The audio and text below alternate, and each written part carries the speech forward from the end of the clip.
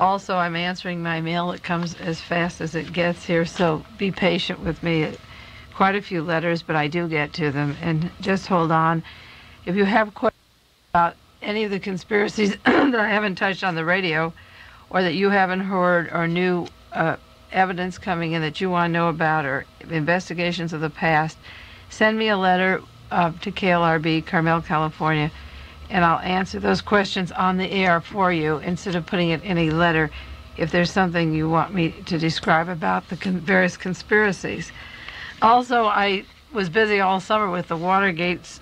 After the Watergate story came the SLA this year, and my work piled up. The newspapers are piled up. The Watergate articles are 3 or 4 feet high, and I need help to cut the articles. I used to have a team of students and people that volunteered to come in and cut articles. So if you have time next Sunday, I thought I'd have an open house and a potluck, and if you want to bring a scissors and a stapler, those of you in the local area, and you want to spend 3 or 4 or 5 hours just cutting newspaper articles to help get through the pile, I thought I'd announce that. And there's a lot of high school and college students in our area that offer to help, and I never set a time because I've been too busy. So next Sunday, on the 29th of September, if you feel like coming in the morning and spending the day, and you're ready to cut a lot of articles for me, I can use some help along those lines.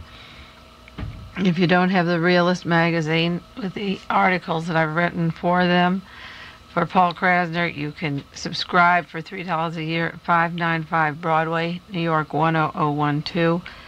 You can send for single copies here to me at KLRB, Carmel, California. It's 75 cents for a single copy plus the postage. If you send self-addressed envelopes, I'll send you bibliographies of books to read in the following year, some good books that would give you a clue on how these conspiracies came down.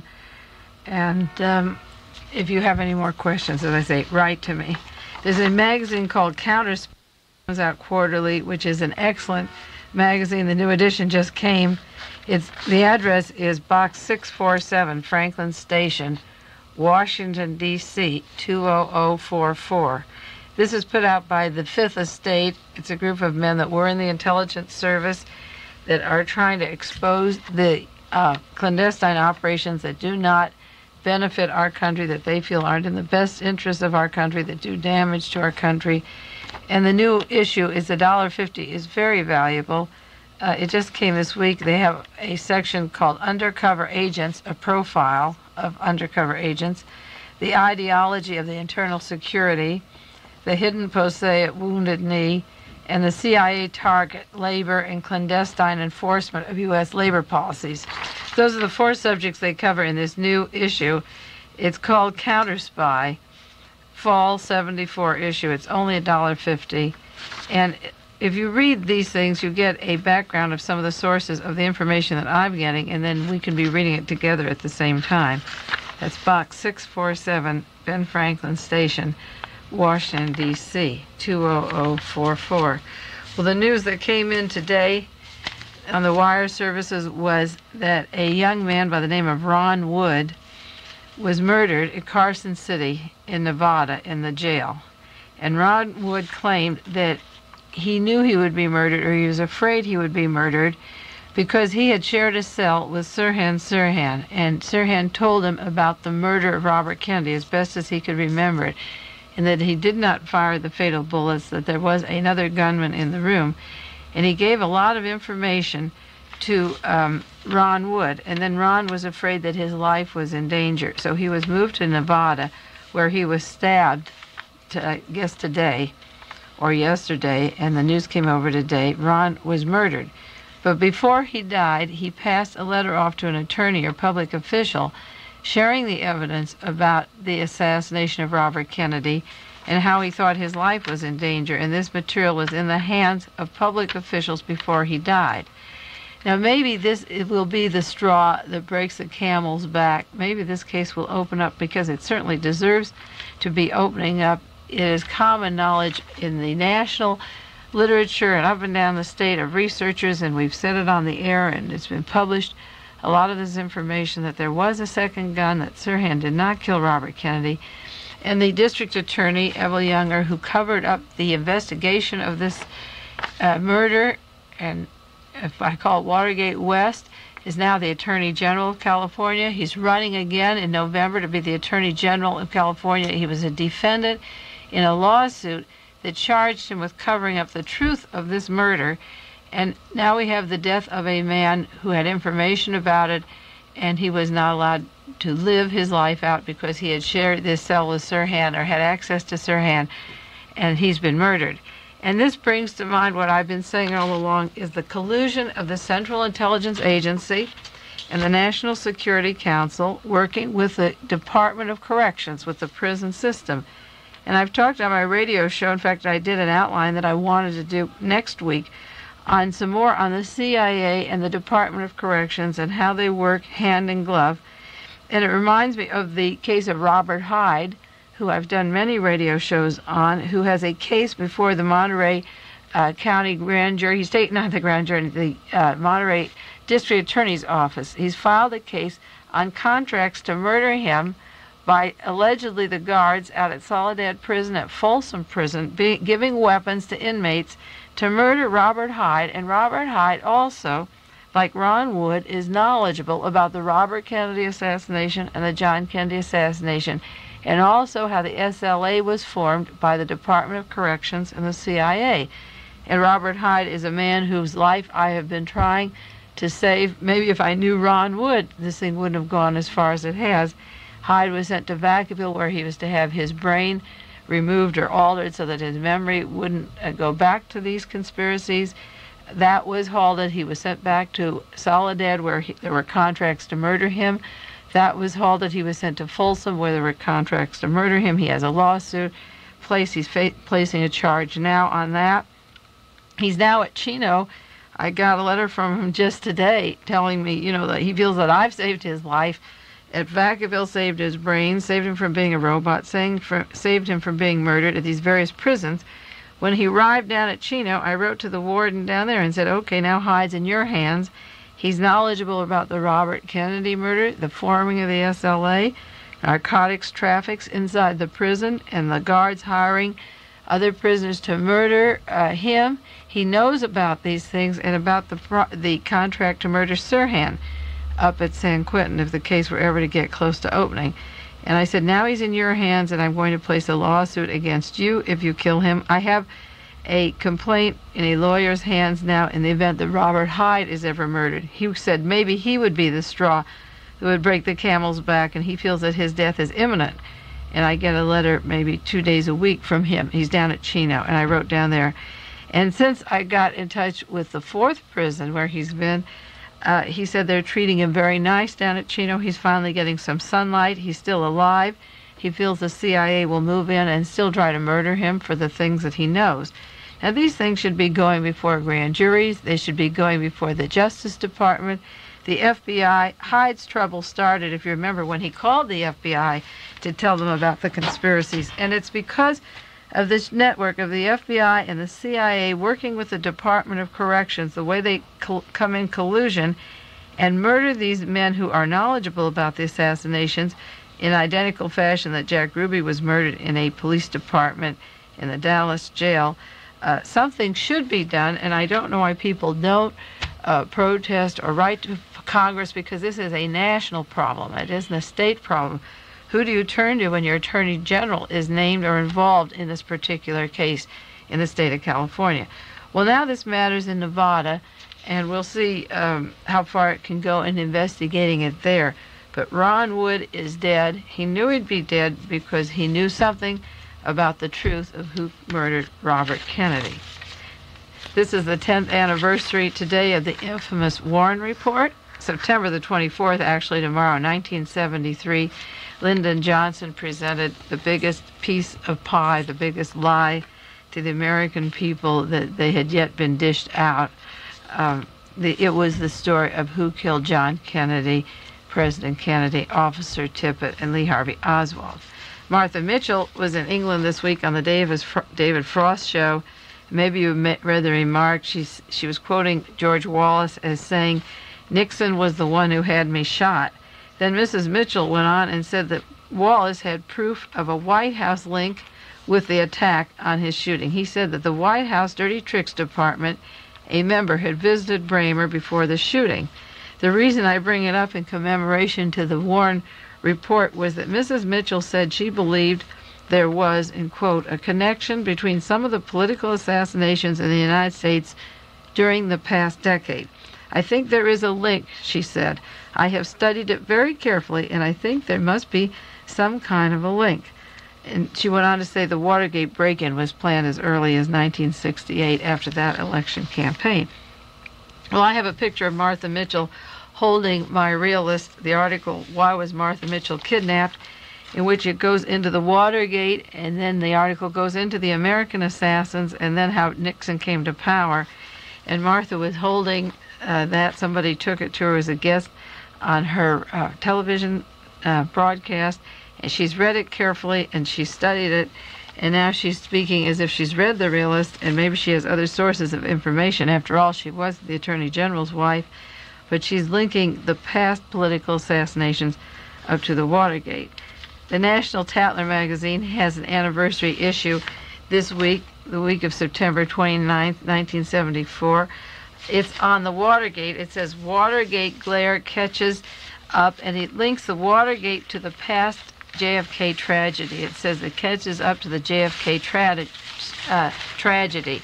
And this Tatler article, written by John Mulder, goes into the links of how many people at the Watergate were connected to the John Kennedy assassination, and it mentions Richard Nixon and Gerald Ford in the role of Leon Jaworski and John Conley, and even John Dean's wife. You know, she's a narcotic agent, and I believe she was assigned at the time he was arrested. They were meeting and getting ready for their honeymoon, that famous honeymoon that was described at the Watergate hearings. John Dean's wife, Maureen, was once wed to George Owen, who's been accused of gambling ties with Jack Ruby and close links to Jack Ruby. Well, Tatler has a long article on the major persons in the Kennedy assassination, the very top people that were involved in that assassination, how Richard Nixon appointed Gerald Ford to be on the Warren Commission as the acting Republican and former vice president.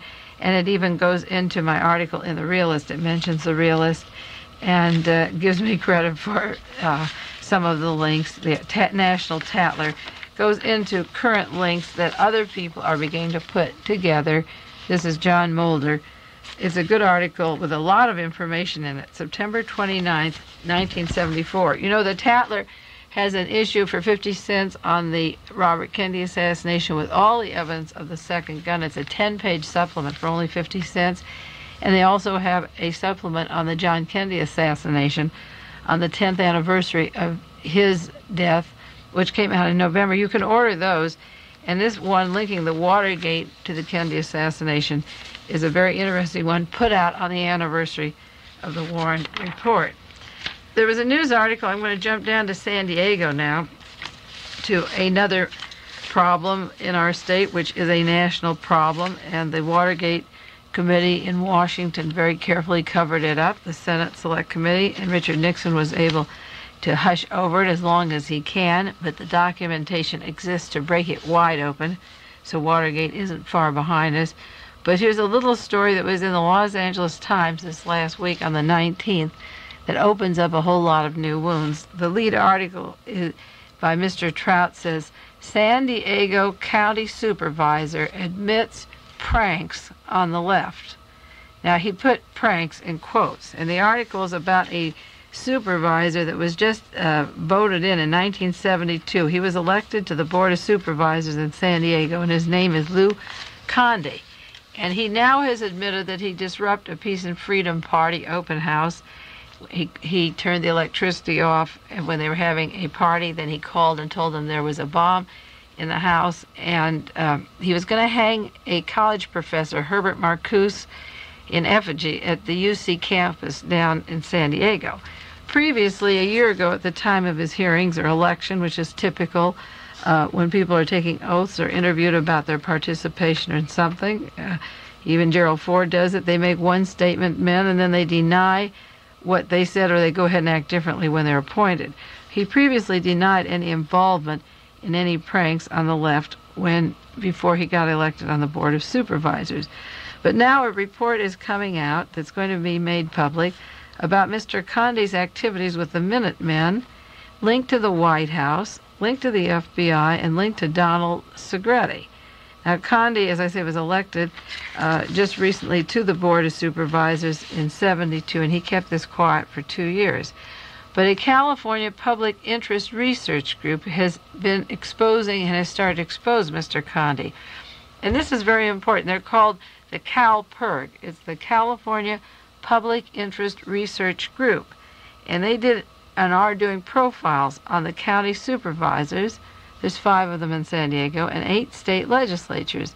And this is similar to the Fifth Estate that just got out that issue of counter-spy, where private investigators are doing work that the Justice Department should be doing, but the U.S. Attorney's Office, the FBI, is in on these conspiracies and covers these conspiracies, so that the California Public Interest Research Group, just like I am doing private research as an individual, and they have a group working together there all over the country, there are people like myself, either individually or meeting up with others, now forming groups, to expose some of the public servants who have been part of conspiracies and try to find out what's really happening in our cities. Now, Condi, it turns out, was active with the Minutemen during the late 1960s.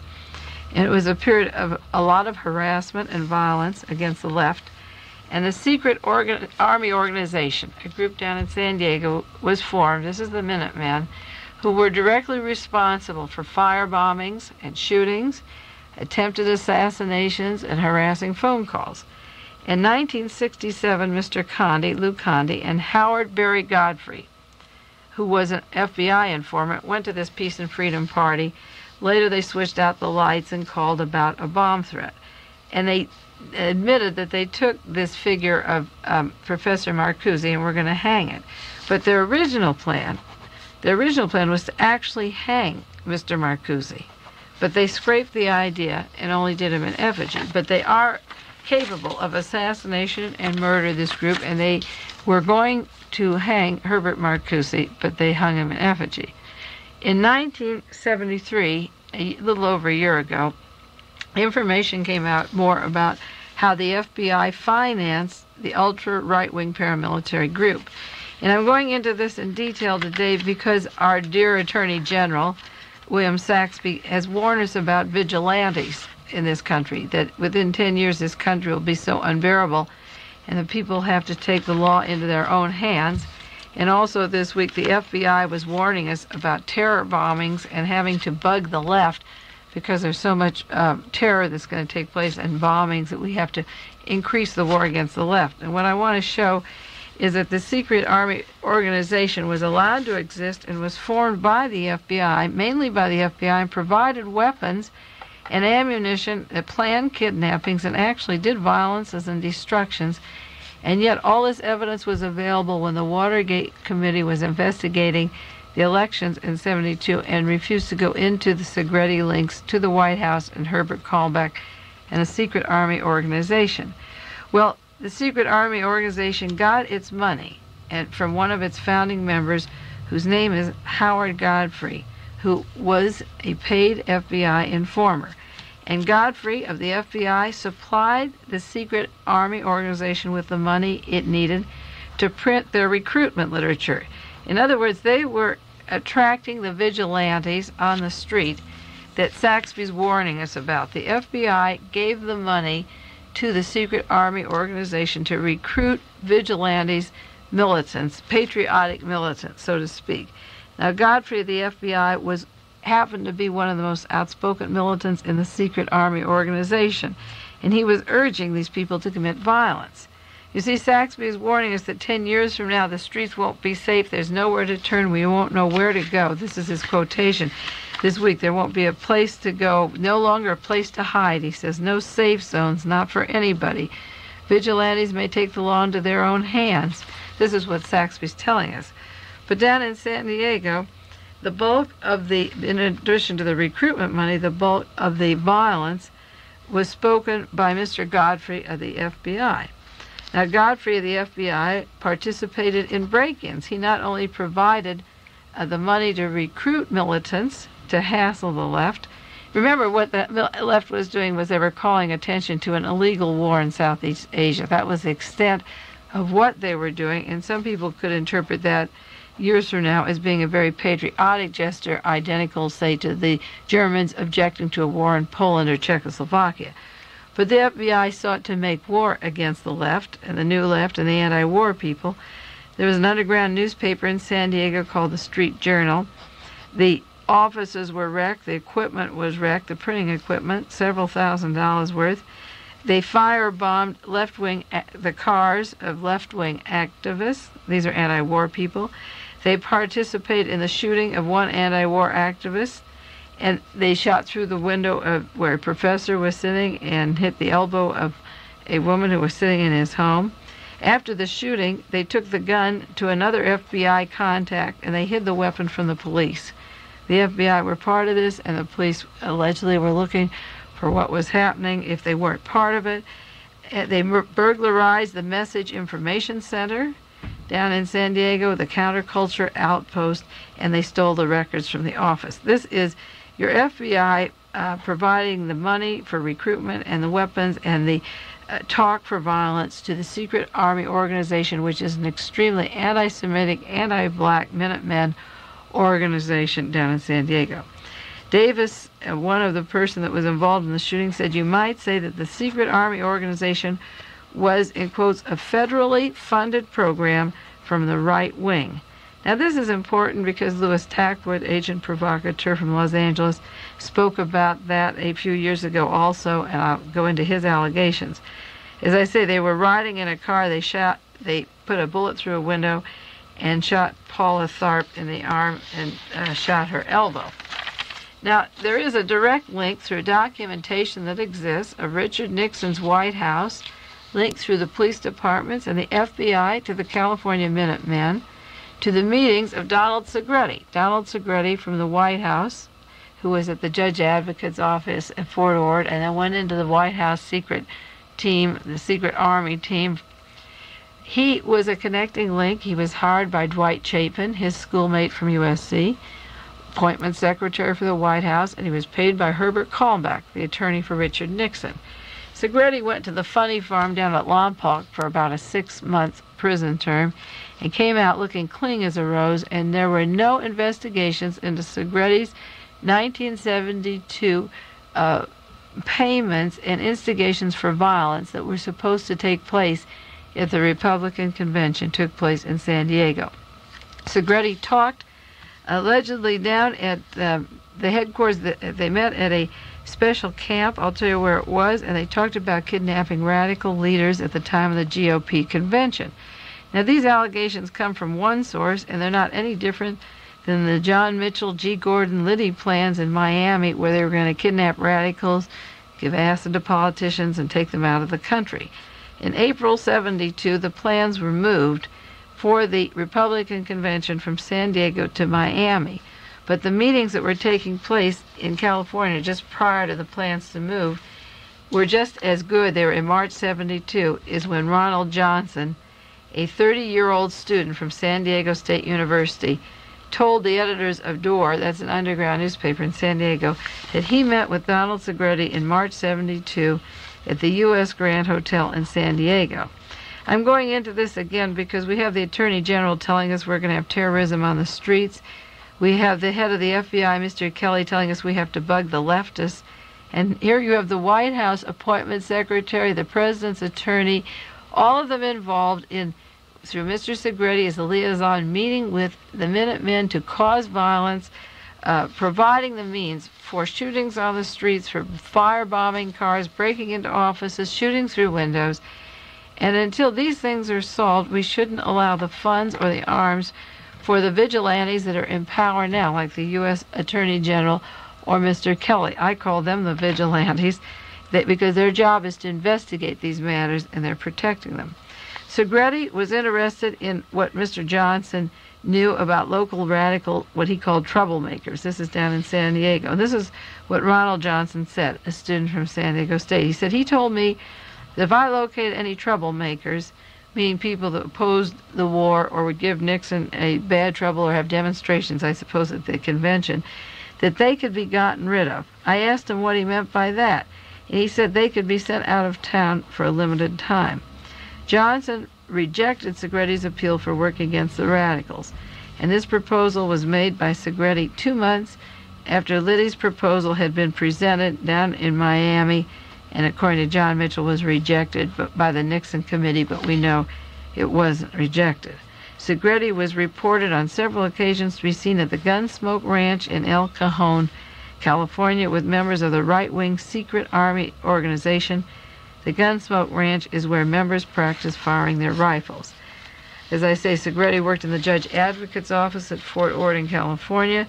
He traveled under the alias of Donald Sims, and Sims was present when the Minutemen discussed the Republican convention, and an unidentified companion of his did the talking, and he sat and listened. Now, what is the purpose of the secret army organization? And why does the FBI finance them? And why does the White House send Segretti, a lawyer, to meet with these people? According to Jerry Davis, the secret army was formed in '71, and the purpose was to train guerrillas who would organize a resistance movement should the U.S. be conquered by a foreign power. Now, we know this country isn't going to be conquered by a foreign power, but it makes more sense to look at the news this week of the vigilantes in Britain, where military people, the right-wing law and order forces run by former military people, are forming vigilante groups in order to stave off if there's food riots or starvation, or the society is under, in quotes, a severe strain from galloping inflation, rising unemployment, stagnant levels of production. As the savings evaporate, everyone wants a share of the shrinking pie. So in Great Britain, which is fairly close, it's very similar to the United States. In their policies, the CIA and the British intelligence are one. In Great Britain, they have certain leaders like Sir Walter Walker, former commander of the NATO, with a secret army of 100,000 followers. They have another army led by a prominent person, David Sterling, a former colonel in World War II and a hero from World War II, who's recruiting mercenaries for Africa, and now he runs what he calls Great Britain in 1975. These armies are getting prepared to take over power plants, sewage works, key services, wherever there would be strikes or picket lines. So compare the problems in the United States, strains on the inflation, rising unemployment, stagnant levels of production, and so forth, and you can see the problems are similar, and therefore the answer to why these guerrillas are being trained by the military in this country, identical to the way they're being trained in England, and they're calling them vigilantes, is that as prices go up and there's unemployment and racism and riots and the ghettos are drugged with all kinds of hard drugs being poured in, and then crime is increased to keep the habit. As all this is taking place, we have what we have forming the vigilantes, and they're not vigilantes at all. I want to make the point that they're military people ordered out of the National Security Council, from the CIA, from the FBI, and that they're very carefully synchronizing it so that it doesn't look like a civil war is being forced of the military against the people. It looks like the private citizens are forming armies, getting ready in case the people on the streets get too hungry or anxious for jobs. The point is that the secret army has not been investigated, that it does link to the White House, and the documentation exists. So when Mr. Saxby warns us about the vigilantes, we have to go into these allegations. It was Louis Tackwood, agent provocateur, that worked for the police department for 9 years, who revealed the documentation on the secret army organization. He has documents he was going to mail to me. We talked about this on the phone just this last week, and he has evidence to prove the links of the criminal conspiracy section of the Los Angeles Police Department to the secret army organization, to the FBI, and to the White House. Now, all of this just surfaced this week, as I say. It started out in the open again because Supervisor Lou Conde became exposed by private researchers doing what the Justice Department should be doing and should be looking into. In Washington, D.C., Archibald Cox is the investigator for the Watergate before he was fired. didn't want to go into the Segretti case at all. He didn't want to go beyond the Ellsberg case. He didn't touch anything that Donald Segretti did out in California and San Diego. The investigators avoided the links of Donald Segretti to the White House, his fundings, and his plans for violence at the Republican conventions to blame radicals and kidnap the left in 1972. John Ehrlichman, in anger and what I interpret as blackmail, has asked for his trial. I mentioned it last week that when he comes to trial on the Watergate, he wants the Segretti papers. Now, all you have to do is ask for the Segretti papers, and you're opening up a bombshell, because you can see what this would imply if Ehrlichman gets into the Segretti papers. The key to Ehrlichman's defense of getting him off, it would be information on Donald Segretti. Segretti is important to the Wallace shooting and funds that go to Arthur Bremer, and I think the links of Donald Segretti, known as Donald Sims, up in Milwaukee, should be checked out, and they haven't been checked out by the FBI or Justice Department, and they're sitting on this like they'll sit on everything else, whether it's the Kent State or any other investigation, unless the public just forces it out in the open. Howard Godfrey, the FBI member, as I say, of the Minutemen, is working now. He's a fireman in Sacramento. That's where he's working. A same gentleman who let out the first shots at Kent State is working in the police department in Washington, D.C. Howard Godfrey is now in Sacramento. Jerry Leon Davis, a member of the Secret Army Organization, commander of the Minutemen, is out of Chino on probation. He's on probation. And Louis Tagwood claims that these teams, the FBI and the right wing and the right-wing paramilitary, are all part of a national police force which is forming, which is disguised like these vigilantes, and they want incidences. They want these shootings and bringing counter charges or hanging effigies. They want street demonstrations in order to hasten their ability to get into power. Tagwood claimed in conjunction with this, he claimed 4 years ago, that Nixon didn't mean a thing to this power team at all. They used his secret police team for their floor plans, and that he was unimportant to the whole thing. He also mentioned, Tagwood also mentioned, that Mr. Godfrey of the FBI and a member of the Minutemen and the secret organization had also obtained floor plans and blueprints of McGovern's headquarters for the convention, had it been in San Diego. Now, at the time of the Watergate hearings, there were White House tapes dated July 14th, 1974, where the subject of Donald Segretti came up. I take it back. These were March 13th, the tapes of Richard Nixon, 1973, in the White House. March 13th, they talked about Chappaquiddick, and they talked about Segretti on these tapes. The White House was determined to cover up and protect everything that had to do with Donald Segretti in those tapes. There was fear that the Watergate-associated crimes and the minor things that they did would rub off into the entire Segretti affair, which would lead to Robert Haldeman, which would show that Haldeman hired Segretti, and that Herbert Kalmbach's private records paid money to Segretti, Donald Segretti, as well as the Chappaquiddick affair to, in quotes, investigate the Chappaquiddick affair. And the president was absolutely convinced that the press would believe that Dwight Chapin had acted on his own instead of part of the White House to recruit Segretti, and that would get them off the dirty tricks of what Segretti was about. Richard Nixon said in his tapes he called the Segretti affair spongy. He said it's not good stuff. It would be too risky. He said the concern of hiding the Segretti affair was behind John Dean's successful effort to get federal prosecutors to sidestep any question of involvement of the Segretti affair or of Herbert Kalmbach, who paid Segretti his salary with expenses that came from the Nixon campaign funds.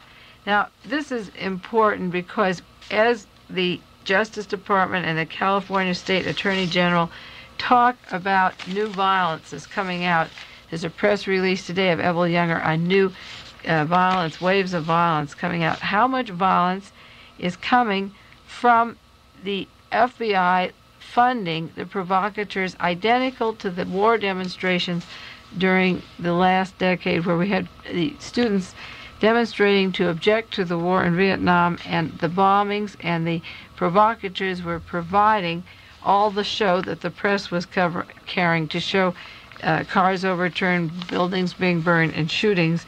Everything was blamed on the students, and nothing was blamed on the public officials. The SLA, I bring up the SLA today in conjunction to the secret army organization in San Diego because part of the birth of the SLA was in San Diego. And there's a tight espionage link between Florida and San Diego and California law enforcement in all of this. It can be documented and charted out, but it can't be given on one radio show. The news this week also, and I said it before, Director Clarence Kelly is warning us that his agency needs broad wiretaps to deal with revolutionaries who plant bombs. And he uses the example of the bombings of 3 people killed at the Los Angeles airport and the handling of aliens and the judge that was murdered in Washington, D.C., and various bombs going off at military recruitment centers.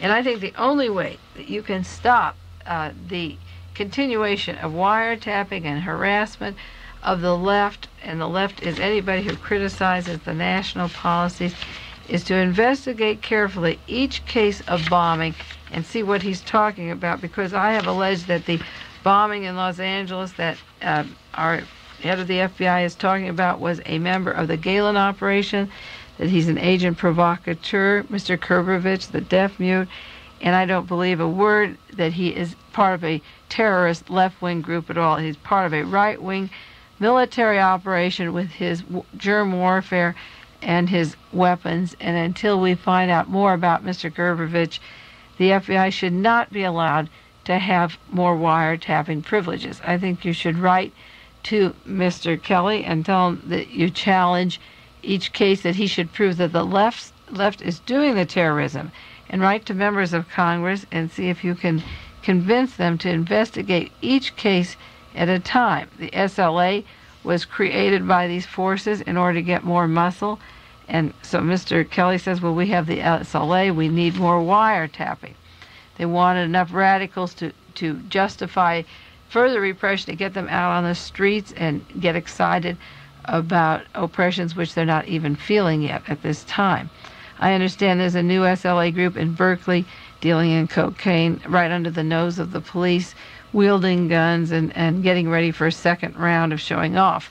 I got a letter from the SLA today, an interesting letter I should read on the mail, on the air, and I must say I'm getting a good cross-section of mail this week. I got one from members of the SLA, I got one from the leader of the Black Cultural Association of Vacaville, I got a message to contact a member of the White Area Knights, and several letters from the John Birch Society.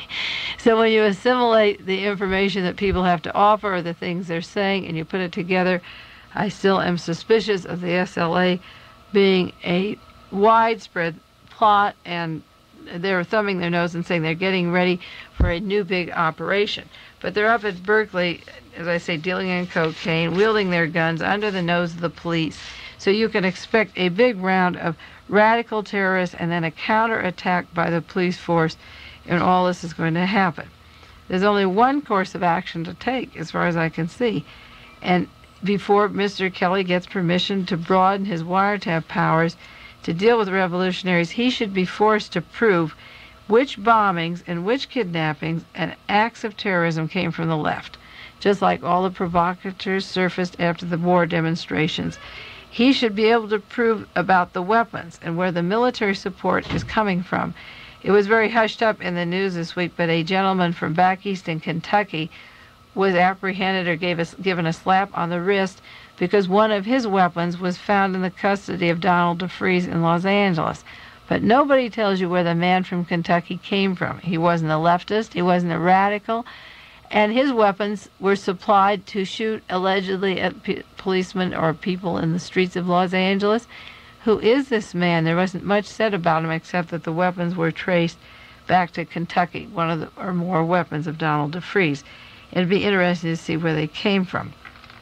If you studied the anti-war demonstrations and the violence of the 60s or 70s, you know that these are government agent provocateurs, just like the bombings, fire bombings in San Diego and the breaking of print and press, shooting through windows, and so forth. And you can clear up these bombing cases, but you can't give Evel Younger, the Attorney General in California, or Mr. Kelly, the head of the FBI, or Mr. Saxby, the Attorney General of the United States, carte blanche to get new arms, new forces, and scare you with all this talk of terrorism unless they can prove that their armed forces are not supplying the terrorists with the weapons they need. Well, time is running out. I only have about 3 minutes. I want to talk about Stephen Bingham, allegedly a radical lawyer that surfaced in Canada, alive and well. He's in the news this week. I wrote about him in July 73, saying he was in Canada. I'm right on the button on that. I said that Louis Tackwood told me he has tapes of Bingham made in Canada saying that he was linked, or allegedly he has been linked to the LAPD, again, the criminal conspiracy section. And I accused him in my article in The Realist of being an agent provocateur that surfaced to supposedly give a gun to George Jackson the day that George Jackson was murdered. And following the shootout at San Quentin, where the prison system murdered George Jackson and 3 guards and 2 inmates, then came the charges against 6 radicals who became famous as the San Quentin Six. Bingham had visited prison that day. Bingham is living in Canada, and he tells us he's a Marxist-Leninist. I'm very suspicious of his surfacing at this time, and he certainly is not helping anything but the forces of oppression. You see, now the Attorney General can say, oh, we have this radical in Canada, this communist, who's breaking the law. He's in Canada. We have Patty Hearst, a refugee from the law, and we have Timothy Leary now snitching on the left, and there'll be a purge of the left, and Stephen Bingham surfacing at this time is hardly a coincidence. I've followed this case. If the trial comes up on the San Quentin Six, which has been temporarily put off, there'll be a decision in October.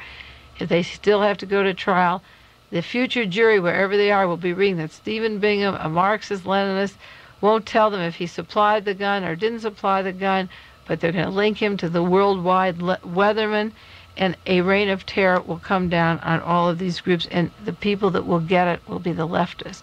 Bingham isn't serving any purpose except law enforcement at this time. He's fitting traditionally into the provocateur role. I stated a year ago the radicals were angry that I wrote this about him, and his surfacing now is very interesting in light of the amount of harm he can do, and he serves no earthly purpose. And one way to check out the Bingham story, I got a lot of calls from radio stations around the country today at the House about Bingham and also the murder of Sirhan's friend. The way to check it out, he met with a lawyer. It would be interesting to know if his lawyer contact is CIA and also a provocateur, if they're radicals or provocateurs. Well, time is running out. I'll do more on the Bingham story next week because it's really important. In the meanwhile, stay well, and I'll see you next week. This has been Dialogue Conspiracy with political research specialist Mae Brussell, who for 10 years has been researching the facts behind political assassinations and conspiracies in this country. Dialogue Conspiracy originates with KLRB FM in Carmel, California.